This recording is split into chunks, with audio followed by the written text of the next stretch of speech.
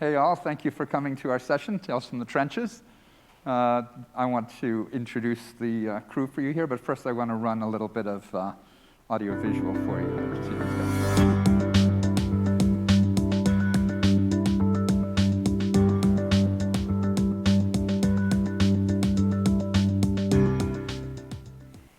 So thank you. Today we're going to hear from a couple of our clients here about what they're doing in the real world to modernize IT using AWS, cloud technologies in general. And at DXC, we have a methodology called Cloud Right, which is pretty key to unlocking the potential for the cloud for any really complicated use cases. And all of you who are in big enterprises know that some of the low-hanging fruit has been easy to get to, some of it's been a bit challenging to get to, but you've got, once you've gotten through the low-hanging fruit, how do you get all of the complicated stuff untangled? So we're going to hear from Rodney Townsend, who is Managing Director for United Airlines. Go Team United. And from Bo Hartman from Nomi Healthcare. And we got Jim Miller here, who's DXC's CTO for Cloud and ITO. And I look after Cloud Right for the enterprise, try to keep everybody working happily. So Bo here is solving the employee healthcare crisis by removing the waste that's embedded in the system. And we did this by taking sort of a detour into getting shots in arms and COVID across wide swath of the United States with the public cloud behind all that. And Rodney, who works for United, which has got the most comprehensive route network and the most fuel-efficient fleet in the North American carriers, is responsible for digital channels and personalization, right? Yep. So let's jump into this first by talking about what Cloud Right is. We'll hear from Jim. Great, thanks, Renz.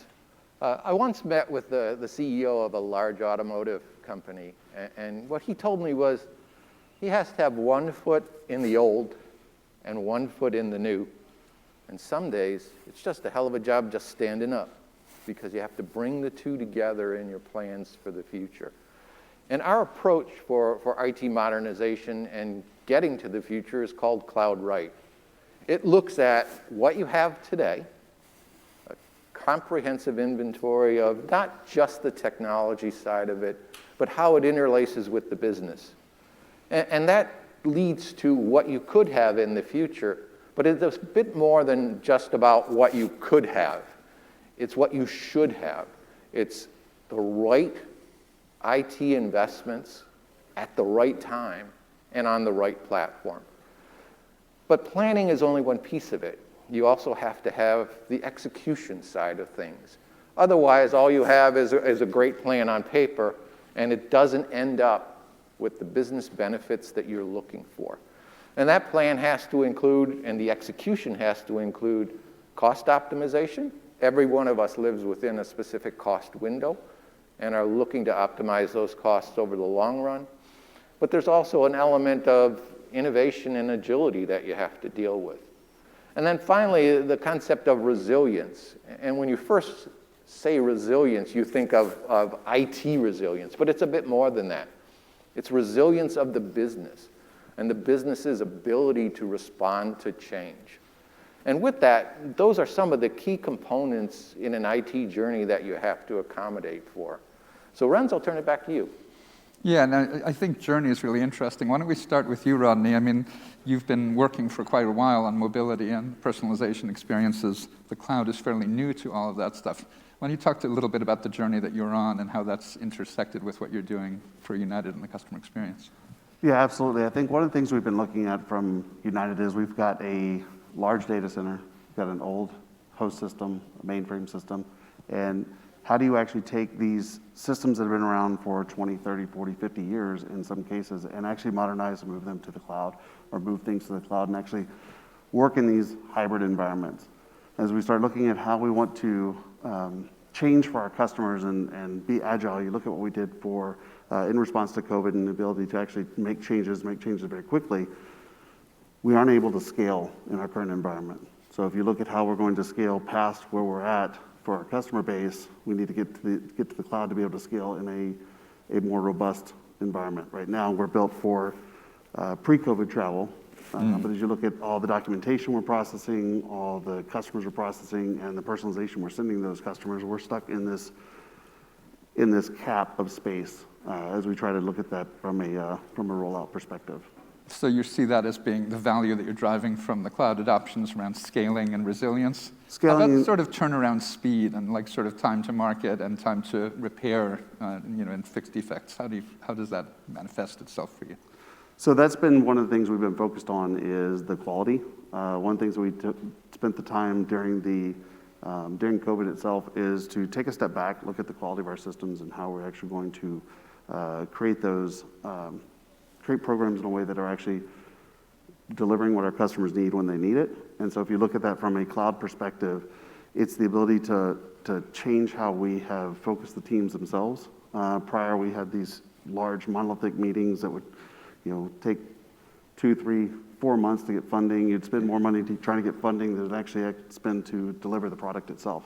So as we've switched through COVID, we've changed that direction and actually shifted in that more agile fashion to deliver based on customer focus, customer needs versus a bottom line funding dollar. Well, that's interesting, right? I think we should come back to that a little bit. I'm going to give Bo a chance to talk about it, but clearly it's not just about the technology and the non-functionals and the functionals you can deliver, but it's also about the environment that you're creating for your colleagues.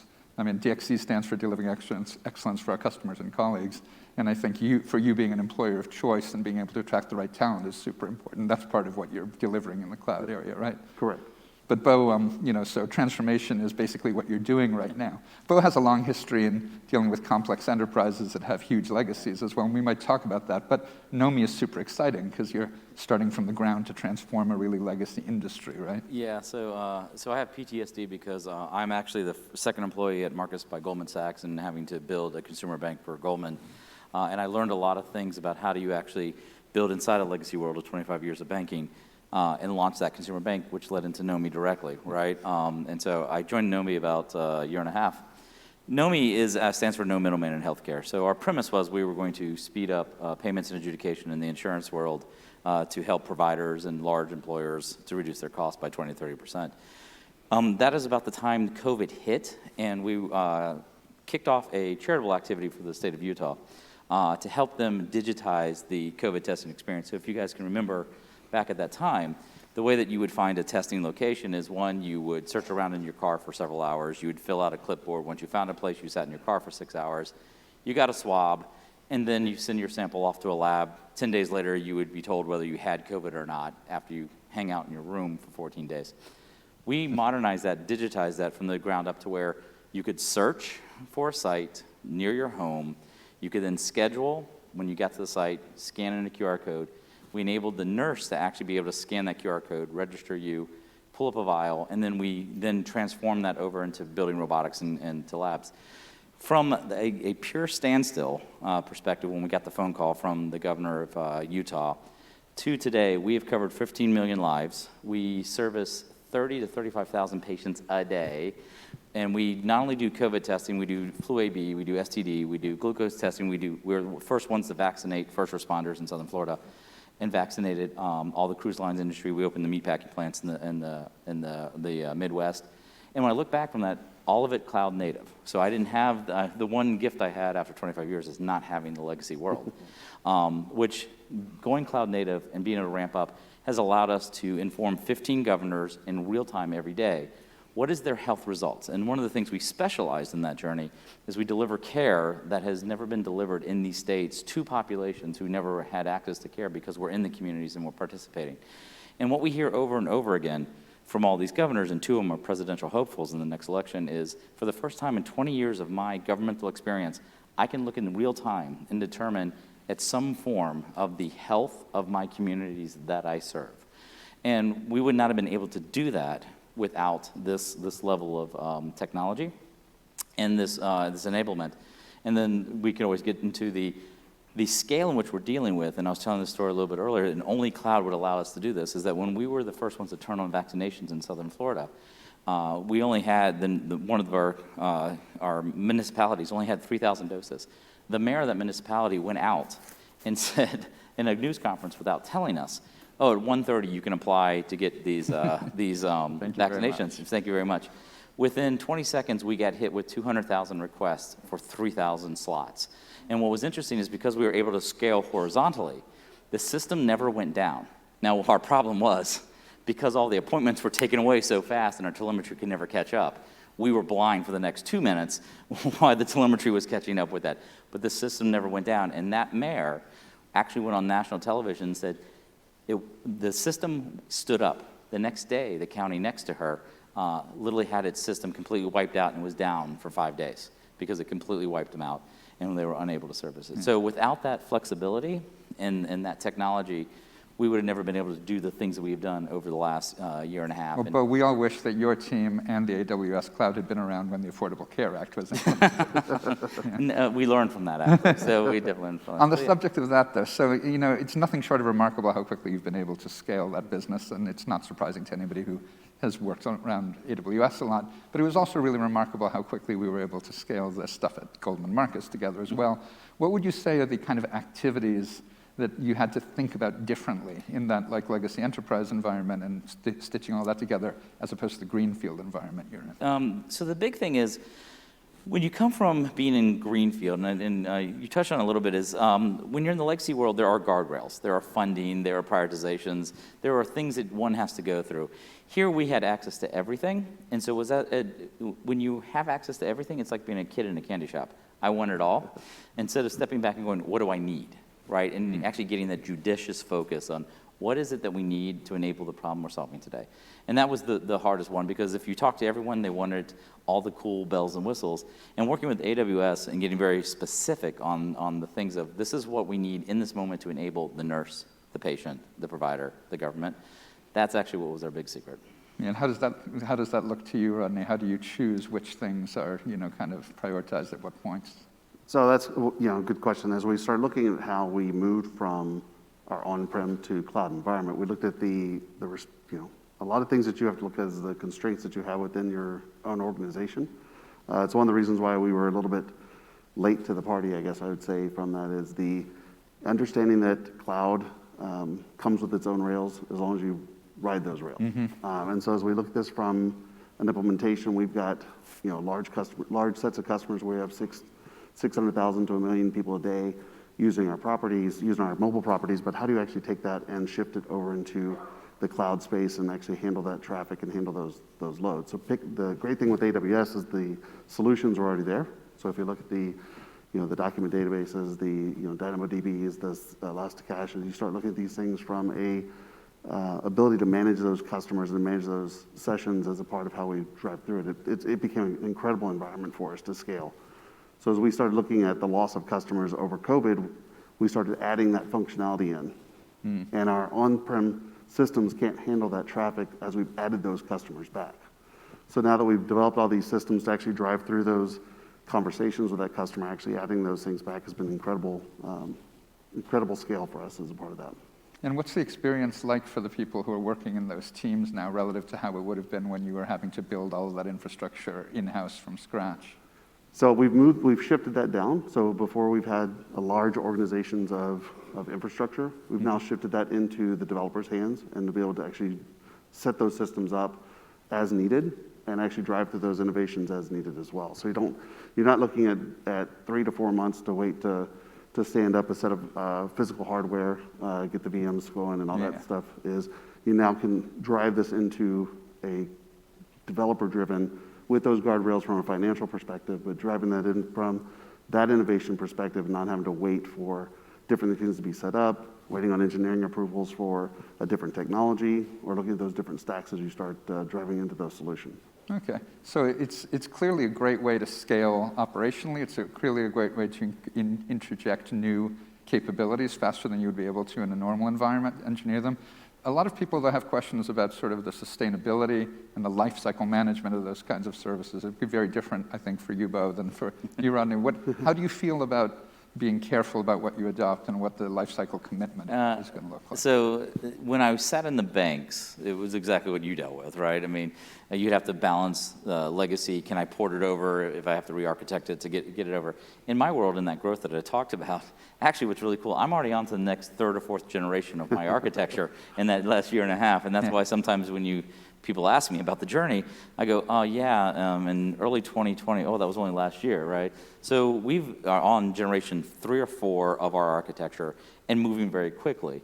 And that would have been impossibility in my past world. So this because you have been locked into long cycles of depreciation and huge in-house investments that you'd have to replicate. 98% of my conversation would have been with the CFO about, hey, capitalization, you're locked into the capitalization aspect. So that is giving me the freedom to move through this quite quickly, and it's made us be able to react when we get the phone call and says, hey, we need X in the market.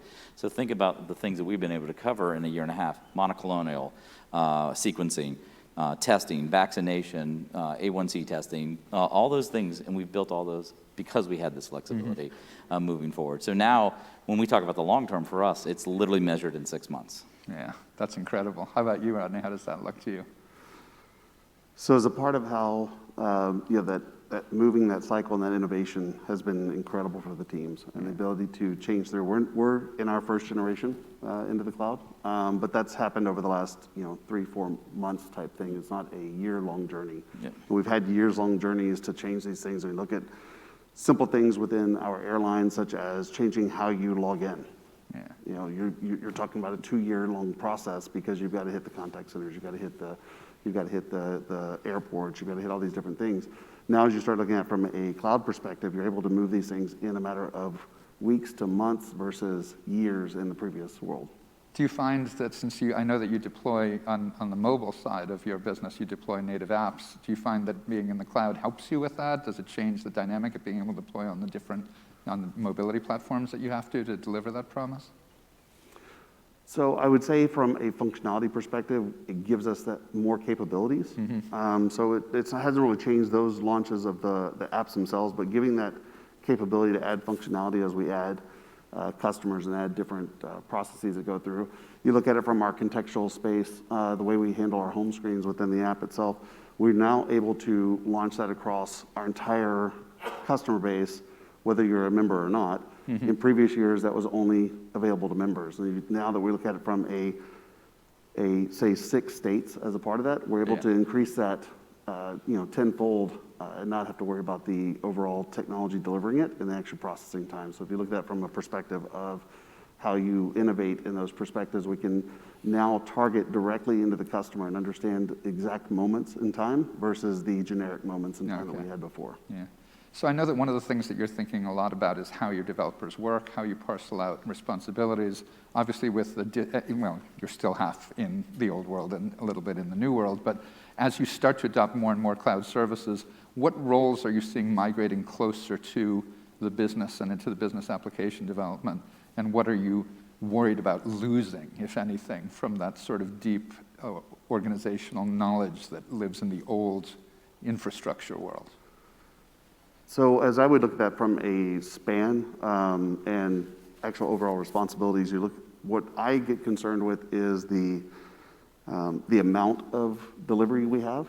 So almost getting too far out over our skis and getting things out there that aren't fitting within certain strategies. So the thing that you have to shift now versus what we had prior is you have to shift into the over communication of strategy, over communication in the actual next things we want to accomplish for our customers versus previously it was easy to keep up. Yeah. You could just kind of make sure you roll that out on a kind of a quarterly basis, touch base on what the things that we're trying to get done and accomplish. But now that we've moved into this space, it is happening so fast. You've got to make sure that goes down all the way down into the delivery perspective, the delivery teams versus keeping that one level above. And I've got to get that all the way down into the folks that are actually writing the code to understand where we're at from a delivery perspective there. It's probably a good thing anyway. You would always have wanted to have people that aligned anyway. Now probably they have less difficult, heavy lifting stuff to crowd their minds, right? Yeah, it's actually pushing decision-making all the way down into the developer themselves versus having to pull that up all the way up into a leadership chain. Yeah. And Bo, if you think about that same issue about like refactoring work and like the things about tribal knowledge and things like that, maybe across the whole arc of your career from Capital One through Barclaycard and Goldman and now into Nomi. Like, how does that look to you now, and how do you feel about your colleagues who are back fighting in the old world? You know, actually, it's actually hasn't changed. To be very frank with you, it's about actually understanding, making sure, and you hit it. Does the engineer or the person cutting the code or running the operational process understand the purpose or the outcome, right? And I think Barclays was the prime example. For me, is when I first took over CIO there, I went to meet developers in Pune, India, and I asked a young engineer, I said, so what do you do? And she goes, I'm the lowest cost provider. And she said it with joy in her face. And I literally went, please don't ever say that again. That's the most offensive thing I've ever heard, because your work and your worth is bigger than that. Yeah. So I asked her what she did, and she said, hey, I run the payments platform for Spain. And I said, you know what you do? You actually enable the ability for people to go to dinner with their family and celebrate something. You allow someone's father to buy a teddy bear on a journey. And we literally mapped that out as that if you did not run that platform in that way, those moments of joy would not happen, right? In Nomi, it's actually much clearer and much easier for us, right, to connect our developers, because we send them into the hot zones and at the locations that we provide services. And we literally have them sit by the nurses while the nurses is giving a swab, giving a shot, talking to a patient, doing what we call a community mission into what we call the health deserts, whether it's rural America or inner city America. And we have them actually watch that. And the transformation, which you're 100% connected when you connect them to the end result, you see the light go on in their eyes. To understand that that nurse is in Miami-Dade in the middle of summer for 8 hours, and that nurse is sweating but giving that service and not showing the discomfort, because that's what they have trained all their lives to do. Mm-hmm. And when the developer understands that the line of code they cut and they promote, that literally connects them to that moment, right? And I shared a story at lunch the other day about being there when a grandmother got her first dose and said, I get to go see my grandkids, and I literally cried and had to walk away. I'm a tough banker, guy, so for me to actually do that was kind of rough. So that to me is easier for me, and we're able to connect that in real time. And they understand if they make a defect and that result isn't given to somebody to go on that family trip or go see their parent in the hospital, that's impactful. That's a really important thing you said there, right? Because it's about building a culture that's around the mission and about the value understanding. But why don't we drill a little into that? And I'll ask you about this and then ask Rodney about the same thing. So this idea of the value that you're delivering, how do you make that actionable? Because the idea of Cloud Right is to be able to be constantly measuring value so that you're making the right investments at the right time. How do you take it from that mission value to the, okay, what am I going to do next in the cloud or on premises? So being a ex-Cap Oneer, everything's about data. So every day we run through dashboards, we run through delivery metrics. And it's not measuring, we don't measure a number and say lead to that number, because as soon as you do it, engineers are smart. What do they first do? They figure out how to engineer that number. That's right. But what we do is we say, do you know what that number is? Kind of like the story I gave about Prachi about you enabled dinners. We literally go, we delivered 35,000 interactions yesterday, right? Is that the right number? Because we are responsible for reporting up to the Department of Health across the United States. And we actually push and say, do they reconcile? Are those true numbers? Or do we have it correct? How many defects do we have coming out of that, right? And telling them, don't measure 0 defects. Measure 0 impacts to a patient's life. Because one of the things we discovered early on is I had an engineer tell me, when I said, do you realize that the defect you put in stopped us delivering 1,000 results to people who were waiting in an airport to go to the South America, stuff like that. And then I never knew that's what the outcome in that code was. and so he happily was on an airplane the next day to be at that site to see the families trying to get back to South America and without that result, right? Yeah. And so I said, me telling you to get to 0 defect isn't an ego trip. It's enabling that family to go home. And when you translate it into not a number, but a human, engineers will move heaven and earth and leverage the tools in the right way. So I think I would put it to you that the mission of technology strategy is to make that mapping from the business value down into the day-to-day activity, which otherwise we would lose, right? Yeah, I think, and it'd be interesting because you're in the. I'm very glad you guys do a good job because I fly a lot and like the airplane to stay up. But I think a lot of times trust me, guys. After 25 years of airplane, I still am the guy in that seat going, "Come on, man, I got faith in you. I got faith in you." The one thing I learned, and it was a huge education for me at Barclays, which carried through to Goldman to now Nomi, is our jobs as technologists and engineers to create that line all the way down to what's important, right? And humanize it. Because all too often, I'm a low-cost provider. No, you're not. You're enabling these things. So, I mean, you guys, I mean, your mission is huge. Not only is it service, but it's safety, right? It absolutely is. It's safety and making sure that you get your customer there. And we had a CEO that famously said to get the customer there on time with their underwear. Yeah, So that was always the thing, and making sure get there on time safe with their underwear is a huge thing. It's how do we make sure we tie all these pieces together and make sure that our delivery personnel, to the same point you said, is make sure the engineers understand that when they write a defect, that person may miss their flight, may not make their security, may have to actually engage with every single one of our customer service agents and actually take their time to actually deliver a great product for them. So in our cases, such as as a global services, we look at how do we make sure you don't have to talk to anybody if you don't want to. Right. So, Which I appreciate, by the way. Yeah, and the moment you actually have to talk to somebody is a self-service failure. Not that we don't want you talking to somebody, not that we don't want our customer service agents to actually help folks in that situation, but that is considered a failure. If you look at through COVID, when we started opening up Newark Airport, lobbies were nuts and crazy. And so what we had that situation where customers would enter in through level 1, door A, and in order to get all their paperwork checked, they had to go to second floor, door E. And so traipsing through that, our Brussels flight, people would come in with, say, 10 bags, and they were having to drag through those bags through the lobby. Getting the engineers out there to actually see what's happening and understand what our agents are going through and what our customers are going through, how do we actually solve that problem and solve that quickly? And that's one of the things we brought together early on outside of our Travel Ready Center, which is where we collect all of our COVID data for customers, allow them to actually skip all those lines. Mm-hmm. But as you started pulling that forward and getting the engineers to the airport to watch how the lobbies were working, to understand what you're trying to solve for that customer and how you're trying to make it easier for them to get through that lobby is critical. Yeah. Making sure you tie that back to the experience. Do you find that the world is going faster and faster for you as the cloud enables you to move faster, as your customers demand you to move faster, as crazy things like COVID come and change the game for us completely and make it keep changing every few months?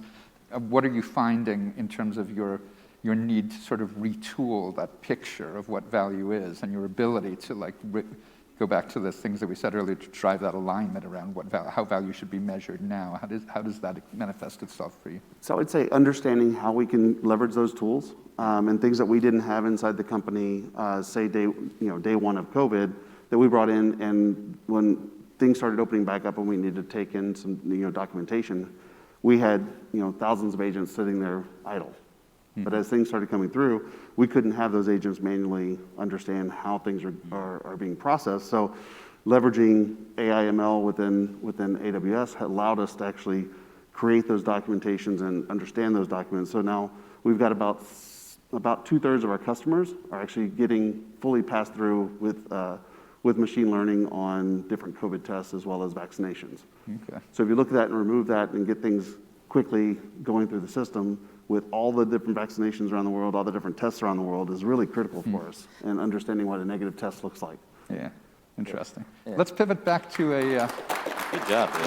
Rock it on, man. Let's pivot back to some stuff that's more bread and butter for IT, right? Obviously, it's going to be a very different experience for a greenfield startup than it is for a company that's adopting cloud, middle of a very robust and excellent application.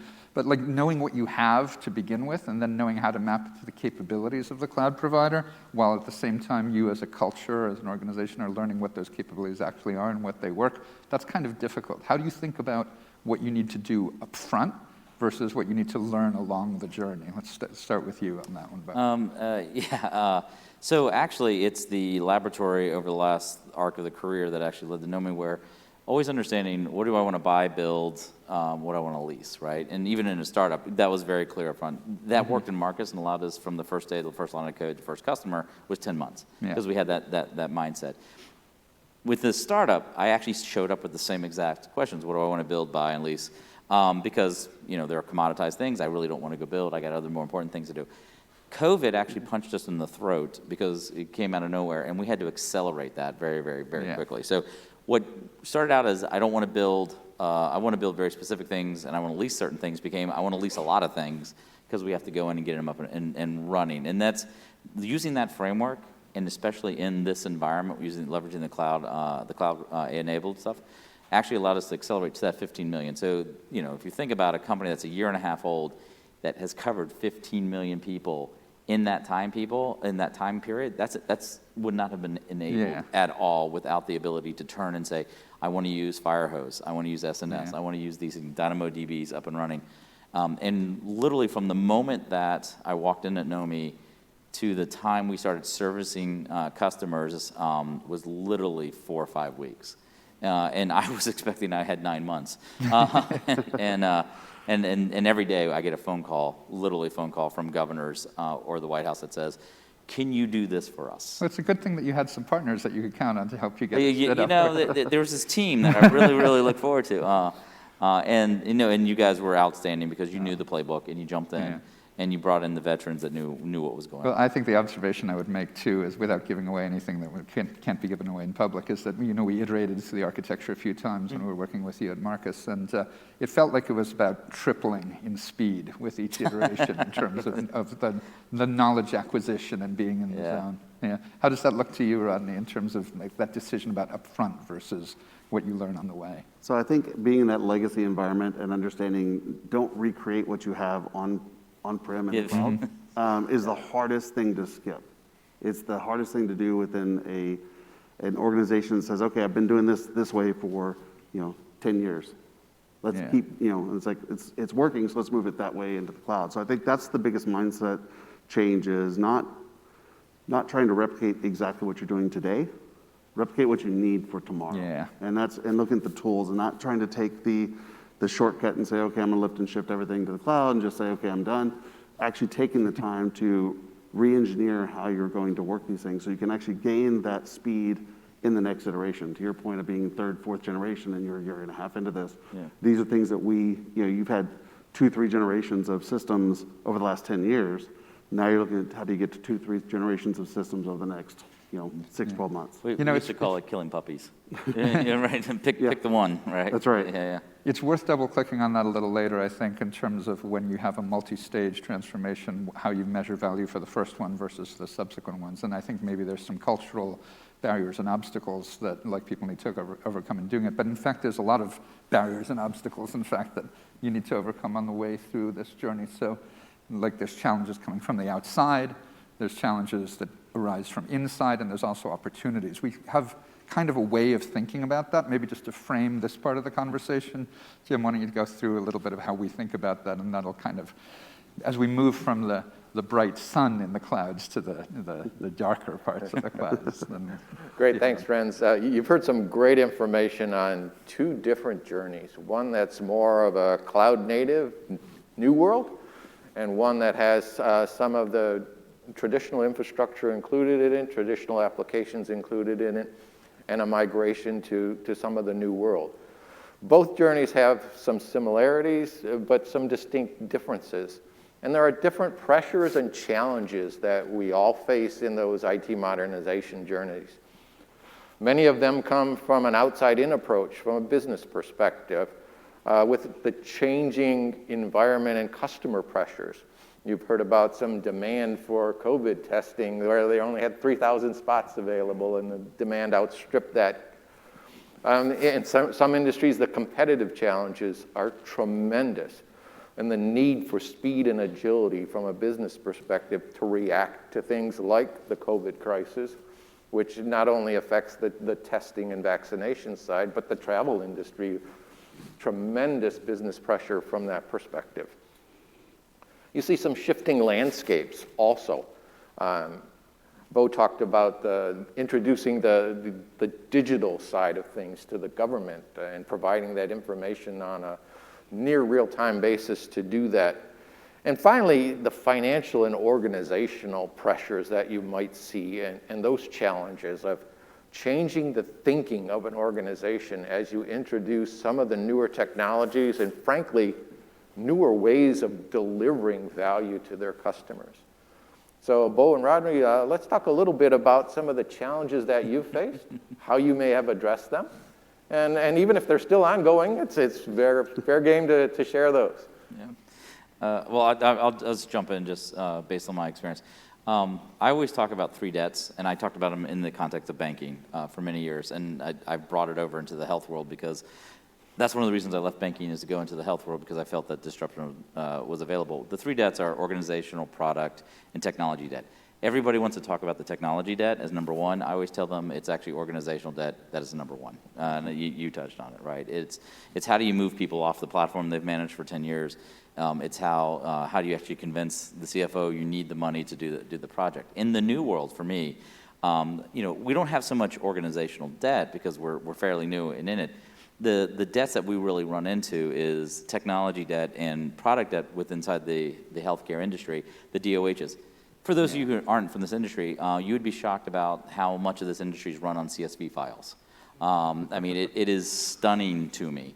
And when you talk about one of the most important things to national security is health. And the fact that we spend most of our time managing the batch uploads of CSVs of millions and millions of records is stunning. So that technology debt is one of the hardest things. The other thing is, when you have people of influence like governors who say, I like this new shiny object, now I have to go back into organizations, talking about organizational debt, of people who've been running a DOH for a state or a county for 35 years, right? And I have to go convince them that it's okay to do this API, and then having to explain what an API is, and that sort of stuff. So for me, it's the tech debt and the organizational debt in that construct right now. And then because products, to be honest with you, they're not as varied as whether it be travel industry or banking. That's less of a concern for me at this moment. Great. How about you, Rodney? So I'd say the organizational change.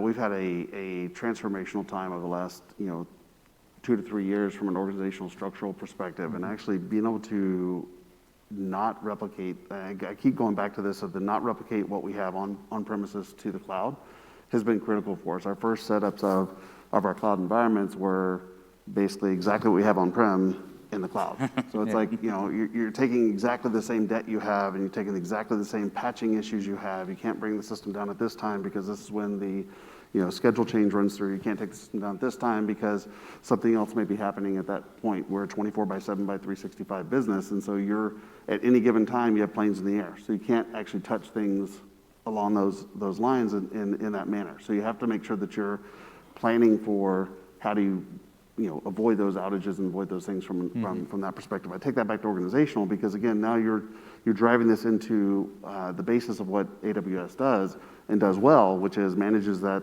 platform for you. Right. And so taking advantage of what AWS does and actually moving us into a system that allows us to not focus on patching and actually focusing on airplanes and focusing on passengers.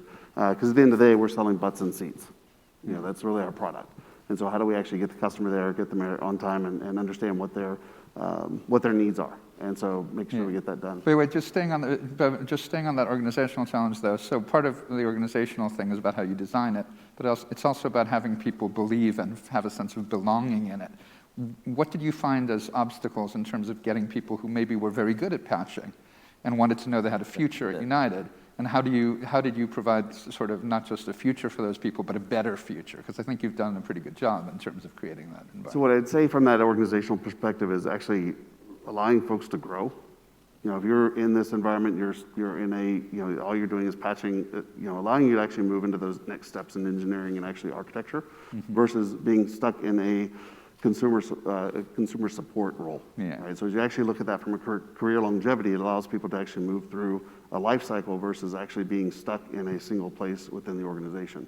And so if you look at that overall, we still are going to manage outages. We're still going to manage systems. We're going to have hybrid systems for a while. I know that we've got, we're working on our mainframe migration, and I think we're excited to see what seeing Terry there as we go through the next phases of what AWS has in the next steps. We're looking to move our mainframes out, but for the foreseeable future, we're in a hybrid environment. Yeah. And we're going to be in that hybrid environment. But how do we actually free up those resources to focus on other things and things that are actually more value add to our customers and more value add to their careers? So that's the things we're actually focused on is how do you create that for them? Yeah, there's few people who are lucky enough, like Bo, to escape from that hybrid environment.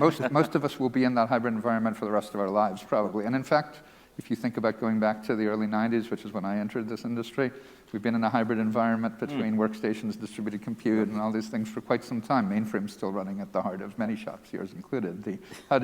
Well, not yours. Well, no, the mainframe, and God bless you for still running big iron.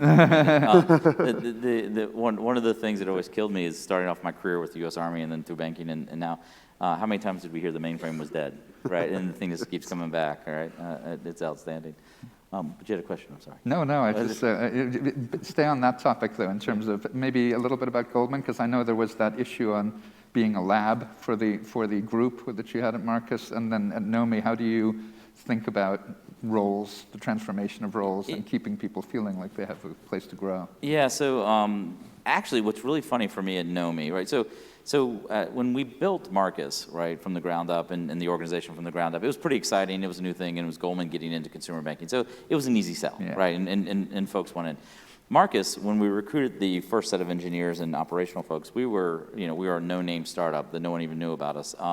And so we had to, say, hey, come on this great journey and go with us. I actually have the same problem that I had at Cap One at Knomi, which is we're in hypergrowth. And we have young, energetic people who want to know where their career is going, and I tell them, don't worry, in 6 months you're not going to be doing the same thing you did yesterday, right? And so for us, it's more about keeping folks focused for what we have to do today, because it is a 24-hour cycle for us to make sure that we're reporting and we're delivering the care we need.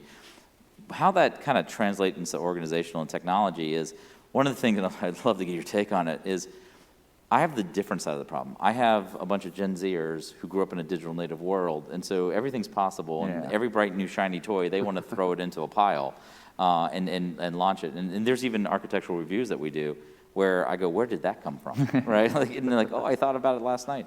And so it's actually trying to contain folks to say, no, let's not get too many things in here and make it too complex, too fast, or I will find myself where I was at banking, where I had multiple layers of complexity that had no need. Well, I'm sure you've had the same experience I have in banks doing architectural reviews. You look at an application, you think this application was built to be a resume for the person. You know what?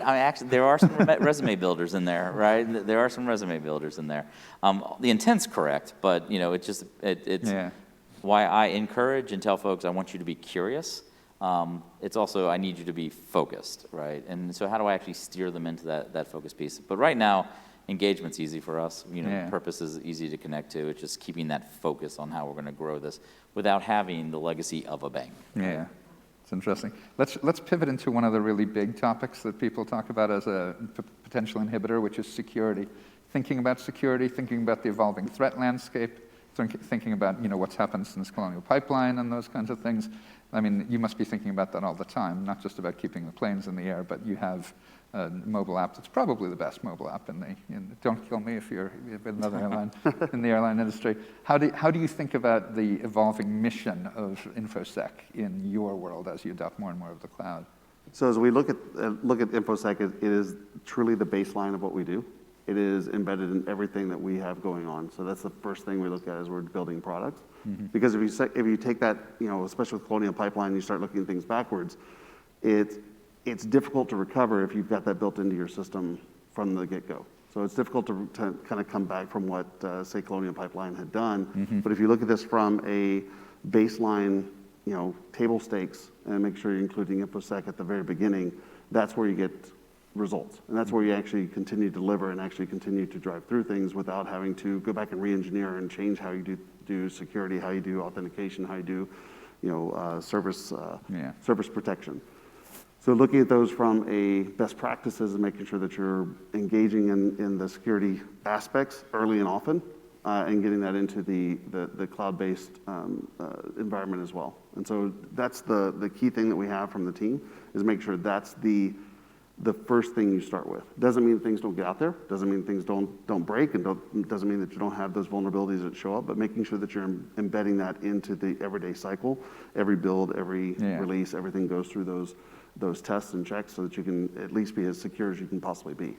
Do you find that when you think about shared services, because you've got nothing but shared services that you're stitching together, that in the last few years and with your adoption of the cloud, is your thought about the robustness of those services and how to ensure the robustness changed? Are you adopting any chaos engineering, any of those kinds of principles that were born in the net, or is that like still, kind of another field over? Every day is chaos engineering for us right now. But as we start looking at that and actually how do you unplug those? Those are practices we're pulling in. We're not fully there as a part of that, but we're pulling those practices into what happens if this system is down or this system's working. We're pulling those in as a part of our everyday life and everyday process and that quality assurance to make sure that we're seeing those as they happen. Yeah. But again, everything's, our customers are different every day and different from what we had previous to COVID. And now we have a different type of customer that's traveling with us, different things that are happening within the systems, and a lot of things that we've released over the last year that require that we fully focus on that privacy, that protection as a part of that customer experience. And how about you, Bo? How do you see this? How do I see it? Well, I'll answer the second question first. The chaos engineered, try to have 3,000 nurses hitting your systems every day while dealing with patients that are getting their brains tickled. They talk about chaos engineering.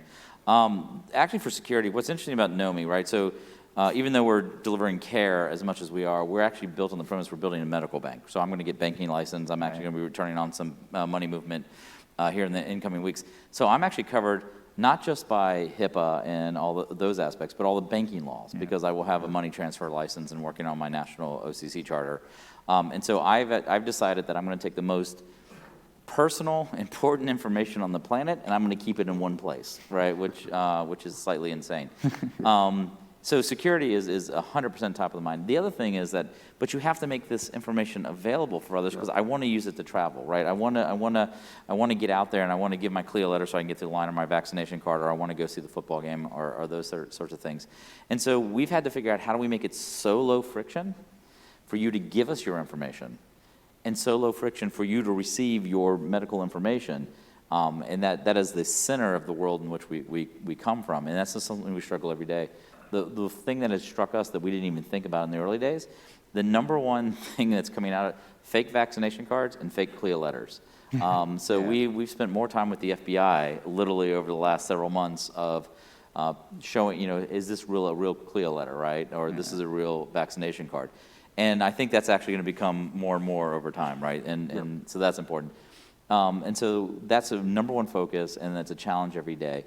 The second thing, though, is on the chaos engineering aspect of it is, for those of you who do engage in telehealth or engage with your medical app, I would love to hear if you have a good one, because what we've seen, it's very difficult, very hard to do. And so what we try to do is make it secure, but make it very, very easily to engage with those aspects on it. And what we found is that the security that we've been able to leverage, because we don't have the legacy, is enabled it to be where you can download your letter, you can look at your dashboard, anything like that within microseconds.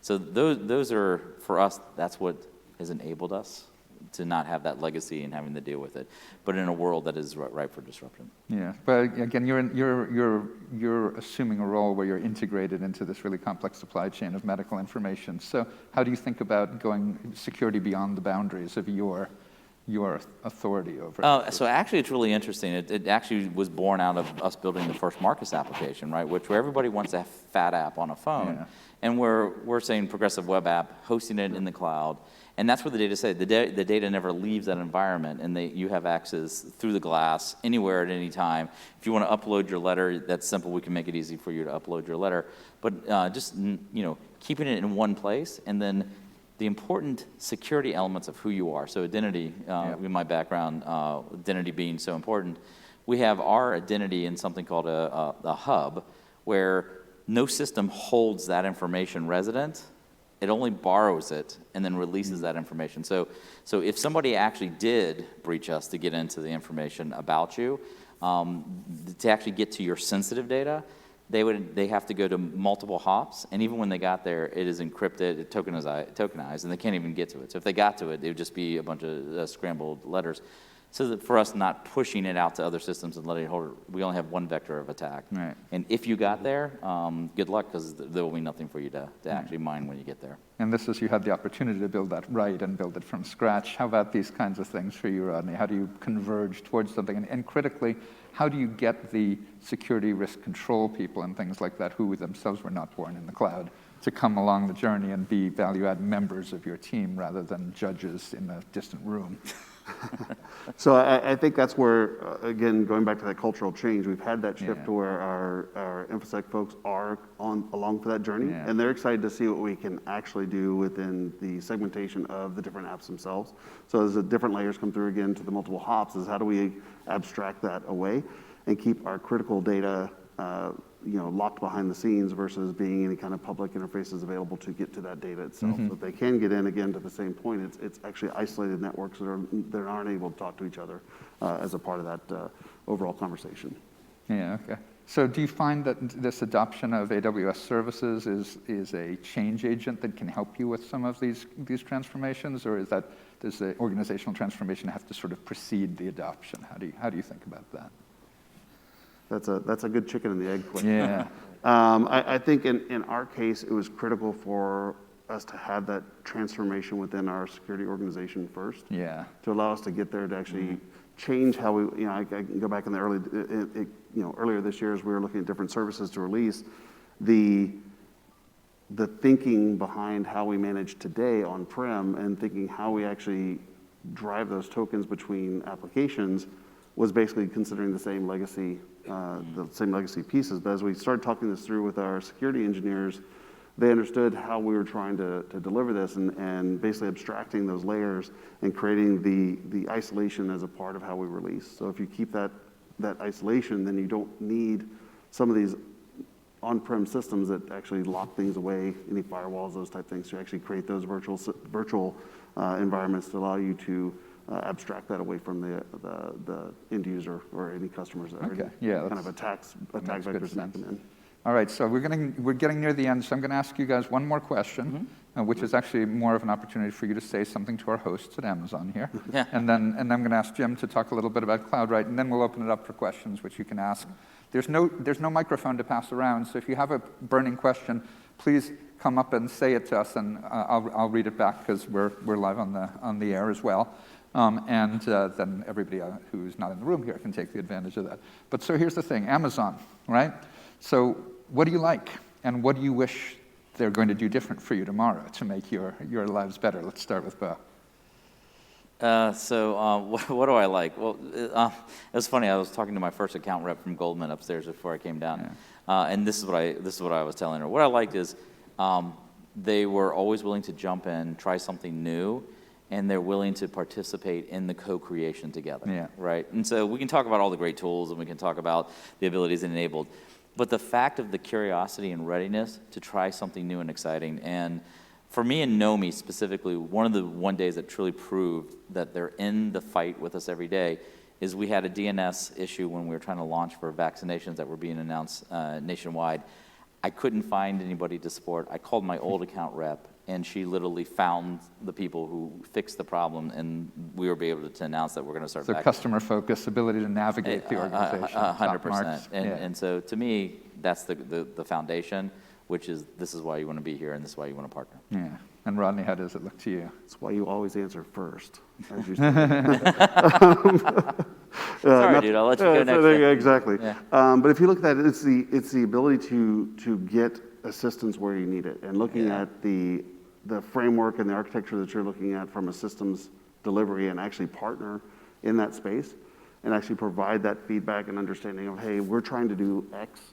Here's what we think we should be doing. Are we on the right track? Are we off? That's where we've seen some great support from Amazon, and that's where AWS has been very, very helpful in those spaces to make sure we've got those right steps going through. Yeah. So if we take something and we've got something today that we use that's using X technology, and we think that translates to a different system, they actually support or don't support, and they'll give you that direct feedback and say, hey, we don't think that's the right way to approach this, but we think this would be the right way to approach it. So you won't get sort of a fuzzy answer to lead you down a garden path. Correct. So this is what it is. Right, you don't get that'll work this way, or hey, you can do that, great. And what I really appreciate is that they don't point out a system to use that may cost more. Yeah. Right. So in a lot of consultancies and a lot of these type of practices, the first thing they're going to do is, okay, well, if you use X system, it's going to, we can make a whole lot more money. Yeah.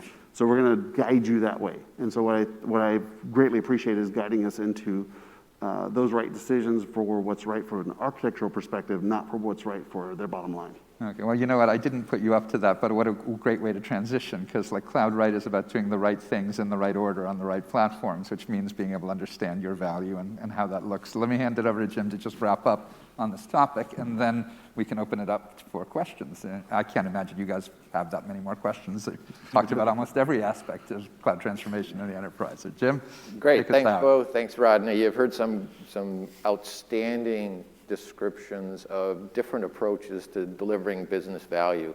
And that's really what doing Cloud Right is all about, is delivering business value by looking at the entire environment and addressing the entire environment. That can include the mainframe. The mainframe is not dead, but it is transforming. You've heard some announcements earlier in the week about mainframe modernization and moving to AWS, and that's something DXC is heavily involved in. You also have to look at the on-premises environment or the traditional environment and determine what treatment is most appropriate to that environment from a Cloud Right perspective. Private cloud, still alive and well in some industries, in some environments, some in the government, some in aerospace and defense. Private cloud is an absolute necessity in that type of environment. But mostly today we talk about public cloud and what role that plays in your transformation journey and how to get there at the right time with the right investments. And finally, integrating a SaaS environment into your overall landscape and delivering value through that type of services. But it's really about bringing all of these components together in an integrated fashion to deliver business value to your constituents, to your customers. So Cloud Right is about the right investments at the right time and on the right platform to deliver value. I know we only have a couple of minutes left here, but we're happy to take questions now. And if you have questions that we can't fit in, just grab one of us as we leave the room or at any time. Glad to address anything you might have. And thank you, Rodney. Thank you, Bo, for your time and the benefit of your experiences here. All right, so